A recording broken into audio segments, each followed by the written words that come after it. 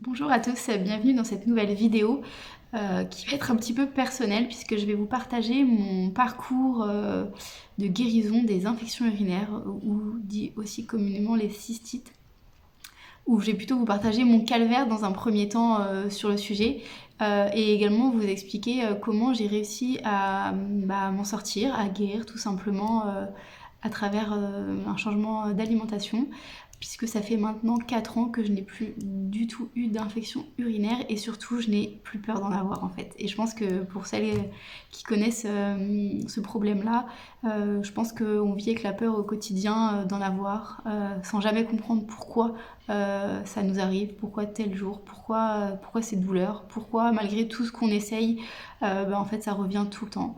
Donc voilà, donc je vais vous expliquer un petit peu mon parcours sur ce sujet en espérant que ça pourra en aider un certain nombre d'entre vous, puisque je faisais également partie de celles qui pensaient que ce n'était pas guérissable. En tout cas, jamais j'aurais imaginé que ça puisse l'être en modifiant mon alimentation pour guérir à la base d'autres problèmes de santé. Mais voilà, c'est possible.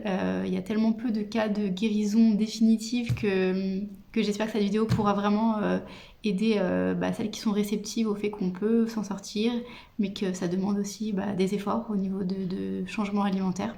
Ça demande également de comprendre les causes, et c'est aussi dans cette vidéo où je vais vous expliquer les causes profondes que j'ai compris après coup et qui ont expliqué effectivement logiquement pourquoi mon alimentation, ma nouvelle alimentation a réglé le problème finalement. Voilà, donc c'est pas du hasard finalement, c'est pas un test que j'ai fait que je vous partage aujourd'hui, c'est vraiment quelque chose qui marche et qui marche logiquement quand on accède aux causes profondes des infections urinaires.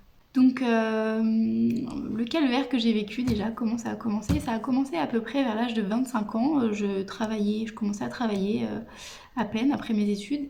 Et après une soirée dans un bar où j'avais bu peut-être 1 ou 2 verres de blanc à cette époque, je me suis retrouvée la nuit avec des brûlures. Donc je comprenais pas trop ce que ça pouvait être et je m'étais même dit ça doit être le vin blanc qui doit me brûler à l'intérieur parce que je supportais pas trop l'alcool de manière générale et je me suis dit peut-être que cette fois le vin blanc ça me brûle. Je voyais pas d'autres raisons possibles, j'avais jamais vécu ce type de douleur. Donc à ce moment-là je suis incapable de comprendre ce qui m'arrive et de m'auto-diagnostiquer. Et j'ai fini par appeler en pleine nuit SOS médecin parce que trop douloureux et je commençais à avoir peur en fait, je comprenais pas et effectivement j'allais uriner et c'était vraiment comme si vraiment c'était comme s'il y avait des coups de couteau dans la vessie, enfin c'était vraiment horrible. Et du coup le médecin au vu des symptômes du coup a dû me dire que ça devait être une infection urinaire et m'a prescrit des médicaments et peut-être de faire une pour cette fois-là. Alors je crois que cette fois c'était juste des antibiotiques en une prise, puisque c'était la première fois que ça m'arrivait et j'avais pas eu besoin de faire un test d'urine pour savoir quelle était la bactérie, etc. Mais en tout cas voilà comment a commencé mon calvaire avec les infections urinaires. Et ensuite, s'en est suivi un cercle infernal où finalement j'avais des cystites de plus en plus régulières. Et malgré les recommandations que je suivais de boire beaucoup plus d'eau, de boire du jus de cranberry aussi, finalement ça revenait. J'étais incapable de pouvoir anticiper quand est-ce que ça arrivait parce que ça arrivait vraiment au hasard. Donc finalement je commençais à vivre avec la peur du jour au lendemain d'avoir cette infection, d'avoir les brûlures qui commençaient et de savoir que je m'en sortirais jamais toute seule, que c'était pas en buvant plus d'eau le jour même que ça allait passer. Parce que parfois on nous disait au début on peut s'en sortir en buvant beaucoup d'eau, en éliminant beaucoup. J'ai essayé, ça n'a jamais fonctionné. J'avais toujours peur de devoir attendre longtemps de trouver un rendez-vous avec le médecin parce que dès que j'avais les premiers symptômes, en fait, je savais qu'il fallait que j'aille au médecin parce qu'il fallait que j'obtienne des antibiotiques pour que la douleur puisse arrêter d'augmenter et puisse diminuer tout simplement. J'avais toujours cette peur-là et d'ailleurs, j'ai jamais compris pourquoi en fait il n'y avait pas un processus plus simple qui avait été mis en place pour ce cas-là parce que c'est hyper long en fait entre le début des symptômes, trouver un médecin qui nous prenne, le fait d'aller chercher les antibiotiques, de commencer à les prendre. Et parfois quand on va chez un médecin, il souhaite avant qu'on prenne l'antibiotique qu'on fasse un test d'urine pour savoir quelle est la bactérie en cause et du coup quel antibiotique sera le plus adapté. ça permet d'éviter de donner un antibiotique qui va pas résoudre le problème. Et je trouvais ça mais tellement long en fait, la douleur est tellement horrible dès le début que pour moi c'était impossible de devoir attendre avant de prendre un antibiotique. Donc voilà, en bref c'était devenu un enfer en fait. J'avais pas une cystite tous les jours non plus, mais c'était une vie en fait tout le temps comme si on avait une épée Damoclès sur la tête et qu'on savait pas ce qui allait nous arriver chaque jour. Et petit à petit, j'avais essayé de négocier avec des médecins, d'avoir des antibiotiques d'avance, même en sachant que ce sera pas forcément les bons antibiotiques, mais en tout cas ça apaise un petit peu la douleur au début quand même. Et j'avais réussi, dans le cadre de déplacements professionnels, à me faire prescrire, je crois que c'était Monuril à l'époque, donc c'était un antibiotique en une prise qui faisait effet sur 3-4 jours. Et donc du coup j'étais un peu plus sereine quand je partais en déplacement, parce que effectivement j'étais en déplacement une fois et mes collègues ont dû me trouver un médecin d'urgence pour que j'obtienne des antibiotiques. Voilà, je faisais une infection urinaire alors que j'étais amenée à faire des ateliers avec des personnes, à devoir être comme une formatrice devant des élèves et du coup c'était compliqué de m'absenter lorsque j'étais en déplacement pour cause de maladie, donc il me fallait absolument des antibiotiques qui fassent effet rapidement. Et j'avais même commencé à garder des restes d'antibiotiques de mes infections urinaires pour essayer de me constituer un petit stock pour en avoir pour débuter le traitement dès lors que j'avais une infection urinaire qui débutait. Donc vraiment, ma vie tournait autour des infections urinaires, de la peur. Et je me souviens aussi que si on me demandait qu'est-ce que tu n'oublierais jamais quand tu pars en vacances ou quand tu pars quelque part, et en fait moi, ma réponse c'était mes antibiotiques contre les infections urinaires. C'était devenu mon doudou en fait, hein. Si j'avais pas ça, ça n'allait pas, et en tout cas c'est la chose que je n'oubliais jamais, que j'avais toujours sur moi. Et quand je crois que ça m'était arrivé peut-être de partir en week-end et de ne pas avoir pris d'antibiotiques, et je pense que j'avais le stress que ça m'arrive justement ce fameux week-end-là où je n'avais pas d'antibiotiques sur moi-même, et la galère de trouver le médecin, etc. Donc voilà ma vie à partir de ma première infection urinaire.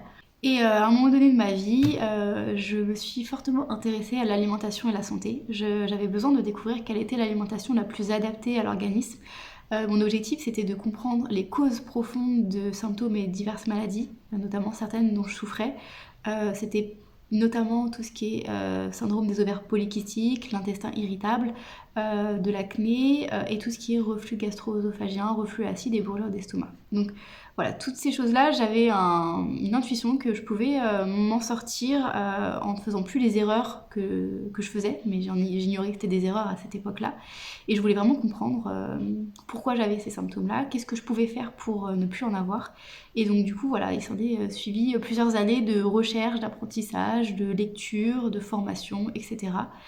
Qui m'ont permis de modifier mon alimentation, de supprimer certaines catégories d'aliments et de remplacer ces catégories par d'autres catégories qui étaient logiquement les plus adaptées au corps humain. En tout cas, je l'expérimentais, puisque tant que j'avais pas de résultat, je n'avais que la théorie, je restais pas sûre de moi en fait.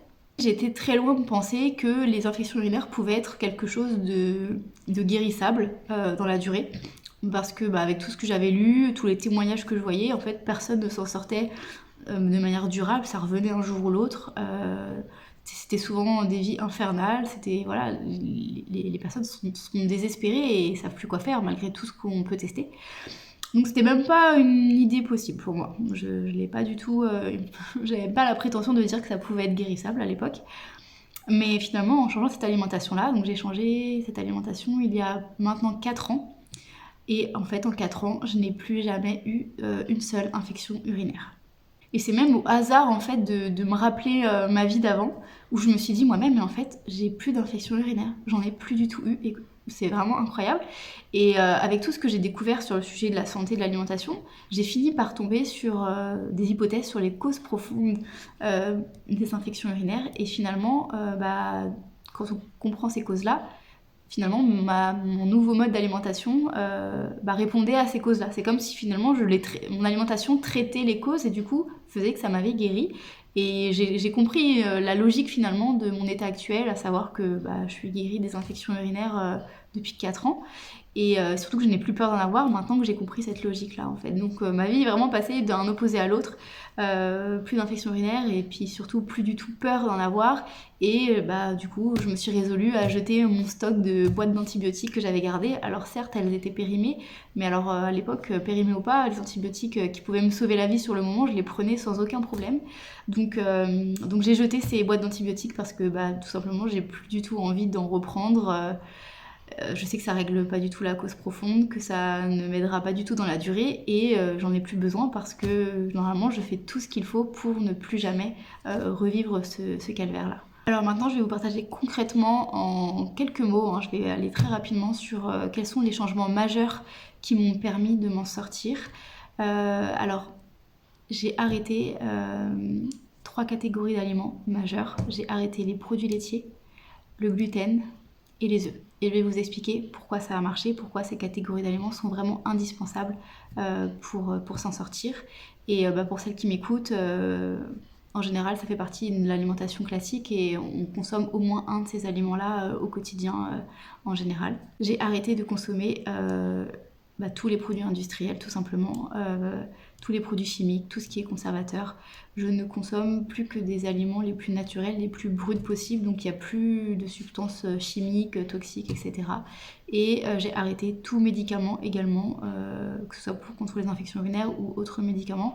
J'ai plus été amenée, plus eu besoin de reprendre quelques médicaments que ce soit.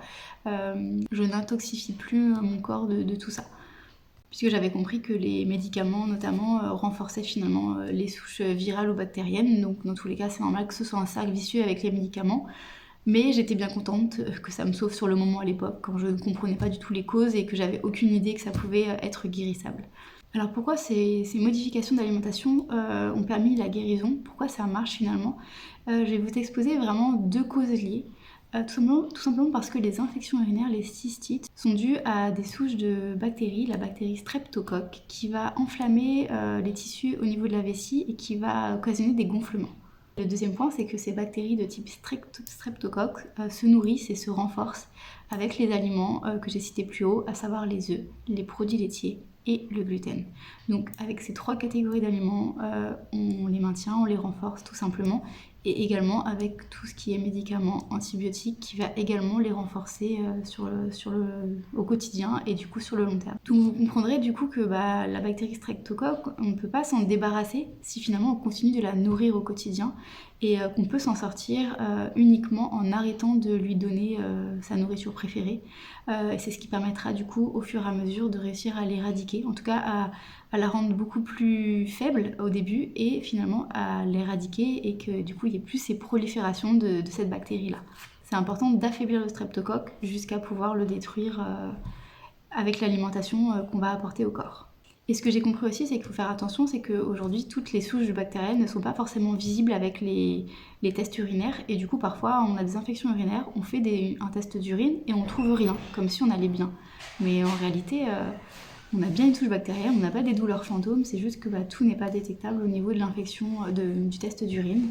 On ne peut pas tout miser dessus finalement. Donc voilà pour mon parcours, sachez que l'alimentation la plus adaptée au corps, en diminuant les aliments qui vont nourrir le streptocoque et en apportant tous les aliments qui vont justement permettre au corps d'avoir tous les bons nutriments et les vitamines, etc. pour se renforcer et combattre les différentes souches. Je vous dis à bientôt pour une prochaine vidéo sur d'autres sujets et à bientôt. Au revoir.